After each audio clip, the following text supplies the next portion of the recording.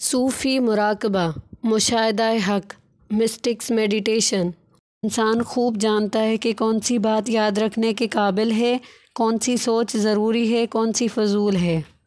مثال کے طور پر ڈرائیونگ کرتے ہوئے مشاہدہ یہی ہے کہ آپ پوری توجہ سے ڈرائیو کریں۔ ایک سیدھا سا اصول مد نظر رہنا چاہیے کہ جو بھی کرنا ہے پوری توجہ اور پوری ایمانداری سے کرنا ہے، بس یہ مشاہدہ ہے۔ اسی طرح یہ بھی ہے کہ اگر کوئی بری عادت چھوڑنا ہے تو پوری ایمانداری سے چھوڑنا ہے، اور جب اس عادت کی طلب ہو تو اس طلب کا پوری توجہ سے مشاہدہ کرنا ہے۔ یہی مشاہدہ کا سچ ہے۔ توجہ ارتکاز کی ماں ہے۔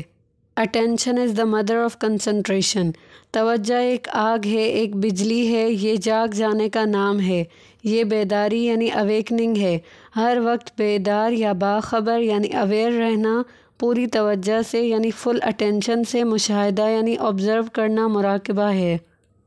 جذبات یعنی ایموشنز کا مشاہدہ بے حد طاقتور ہوتا ہے۔ فرض کیجیے آپ کو غصہ آتا ہے اور آپ اس بات سے پریشان ہیں، اور ہر بار غصے کے بعد پیش آنے والے پریشان کن اور پشیمان کر دینے والے نتائج کو دیکھ کر آئندہ غصہ نہ کرنے کا تہیہ کرتے ہیں، مگر پھر آپ کے ساتھ کچھ نہ کچھ ایسا ہو جاتا ہے کہ آپ غصہ کرنے پر مجبور ہو جاتے ہیں اور بعد میں کفِ افسوس ملتے ہیں۔ یہی حال لالچ، بغض اور کینہ، حسد اور نفرت، بے چینی اور ڈپریشن کا ہے۔ ہمیں سمجھنا ہوگا کہ آخر کیسے ہم اپنے جذبات یعنی ایموشنز کو اعتدال پر لا سکتے ہیں۔ غصے کو لے کر سمجھنے کے لیے آگے بڑھتے ہیں، اسے ایک مثال بناتے ہیں۔ اگر ہم نے غصے کو اعتدال پر لانے کا حل تلاش کر لیا تو باقی جذبات بھی معتدل کیے جا سکتے ہیں۔ غصہ ایک جذبہ یعنی ایموشن ہے جس کی جڑ خوف میں ہے۔ ایک بات طے ہے کہ نفس کی کسی بھی جبلت، کسی بھی جذبے کو کنٹرول نہیں کیا جا سکتا، دبایا یعنی سپریس نہیں کیا جا سکتا۔ ایک بار دبائیں گے 100 بار ابھرے گا۔ جذبہ احساس سے اور احساس سوچ سے پیدا ہوتا ہے، اور سوچ دماغ کے اندر نہیں بلکہ باہر ہوتی ہے۔ محرک یعنی اسٹیمولس کا جواب یعنی ریسپانس ہوتی ہے۔ محرکات لاتعداد ہیں، چپے چپے پر بکھرے ہیں، اسی لیے آپ کسی جذبے کو ہمیشہ کے لیے دبانے، ختم کر دینے یا قابو کر لینے میں کبھی کامیاب نہیں ہو سکتے۔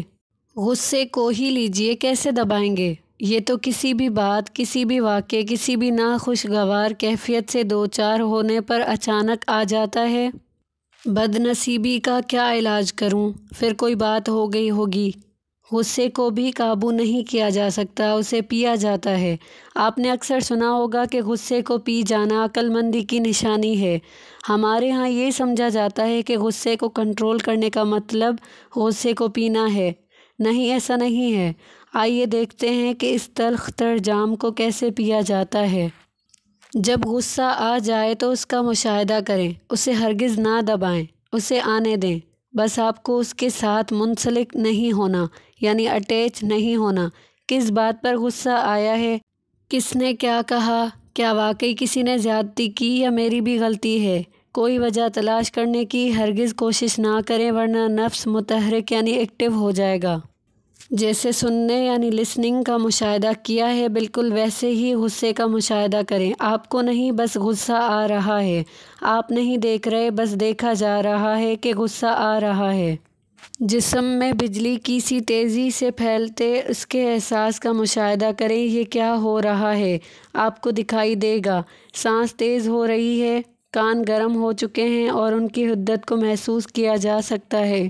یہ سنسناتا ہوا احساس کیا ہے جو بجلی کے کوندے کی طرح رگوں پے میں سرایت کر جانے کے بعد بھی ہر لحظہ بڑھتا ہی چلا جا رہا ہے؟